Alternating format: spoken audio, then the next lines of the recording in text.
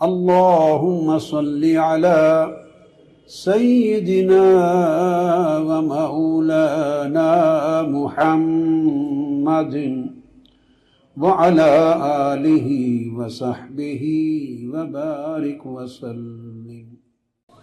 اس لیے قرآن مجید نے اس صاحبان استقامت لوگوں کے لیے فرمایا رجال لا تلہیہم تجارت ولا بیع عن ذکر اللہ، مرد وہ ہیں۔ ہم بھی مرد اور عورت کی تعریف کرتے ہیں نا، ہم نے مرد اور عورت کی تعریف سیکسول ڈسکریمنیشن پہ کر دی ہے۔ ہمارے ہاں تعریف مرد کی وہ ہے جو روب جاڑے اور خوب ڈٹ کر کام لے، بیوی کے اوپر۔ ہمارے ہاں مرد وہ ہے، اور عورت وہ ہے جو بالکل مشین بن کے، نوکرانی بن کے رات دن کام ہی کام کرے اور بچے ہی پیدا کرے پاکستانیوں کے، اور سارا دن ناشتے پکائے، پھر کھانے پکائے، پھر رات ڈنر پکائے، پھر آپ کے کپڑے دھوئے، پھر فرش دھوئے، پھر پچارے مارے۔ عورت کی تعریف ہی ہے، اسی طرح ہی ہے نا۔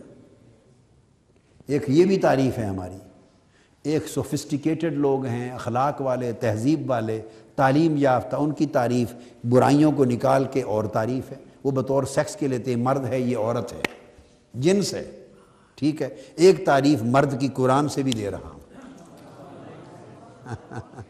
قرآن سے مرد کی تعریف بتائے ہیں دونوں معنی۔ قرآن سے مرد کی تعریف کیا، رجال، مرد وہ ہیں کیا، لا تلہیہم تجارت ولا بیع عن ذکر اللہ، وہ بازاروں میں، دکانوں میں پھریں، وہ تجارت کریں، خرید و فروخت کریں، ان کا ہاتھ جس کام میں ہو دل یار کی طرف ہو۔ مرد وہ ہیں جن کا ہاتھ کار میں ہو دل یار میں ہو، ہاتھ مشغول کار ہو، ہاتھ مشغول کار ہو، دل مشغول یار ہو، اس کو مرد کہا کہ انہیں بیع و شراء، خرید و فروخت، کاروبار، تجارت، دنیا کا کوئی دندہ انہیں اللہ کی یاد اور اللہ کے ذکر سے غافل نہیں کرتا۔ سو جو لوگ غافل نہ رہیں وہ مرد ہیں، خواہ وہ رابعہ بصری کیوں نہ ہو۔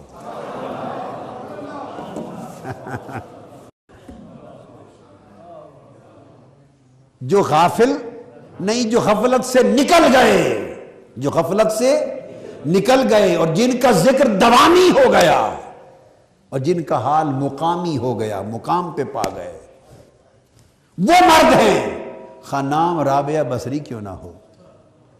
اور جو غفلت میں مارے گئے اور غفلت میں تباہ ہو گئے وہ عورت ہے، خواہ اس کا نام طاہر القادری کیوں نہ ہو۔ جو غافل رہا وہ عورت ہے، خواہ وہ طاہر القادری ہے، اور جو اس یار میں شاغل و ذاکر رہا وہ مرد ہے، خواہ وہ رابعہ بصری کیوں نہ ہو۔ سمجھے نا بات کو؟ تو بابا اس کے ہاں تو تعریف ہی اور ہے، اس کے ہاں تو تعریف ہی اور ہے، اس سے استقامت مل جاتی ہے۔